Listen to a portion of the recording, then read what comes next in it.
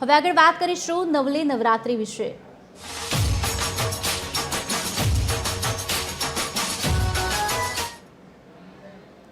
વલસાડમાં નવરાત્રીના બીજા દિવસે ગરબાની રમઝટ જામી। બીજા દિવસે પણ ખેલૈયાઓ મન મૂકીને ગરબે ઘૂમ્યા। ટીવી 13 ગુજરાતી આયોજિત ગરબામાં ગરબા રસિકો ઉમટ્યા। અનાવિલ પરિવારે નવરાત્રી મહોત્સવનું આયોજન કર્યું। ઢોલ નગારા તબલા બને આકર્ષણનું કેન્દ્ર। અવનવા સ્ટેપ્સ સાથે ખેલૈયાઓએ રાસની રમઝટ બોલાવી।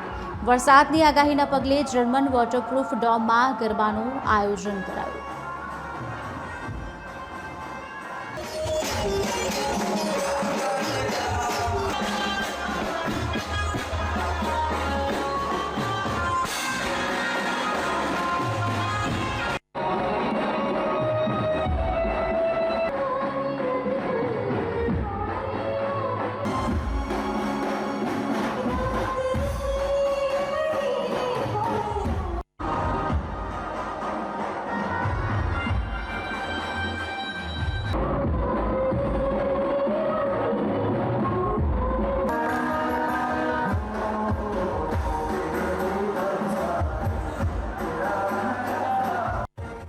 અત્યારે છેલ્લા 15 વર્ષથી અમે આ રીતે નવરાત્રિનું આયોજન કરીએ છીએ અને આ નવરાત્રિમાં આ વર્ષે ખાસ નવું આકર્ષણ અમે ઉમેરી શક્યા છે જર્મન ડોમનું, વોટરપ્રૂફ જર્મન ડોમ, કે જેને લીધે વરસાદની આગાહી છે તો વરસાદ પડે તો પણ ખેલૈયાઓના રંગમાં ભંગ નહીં પડે।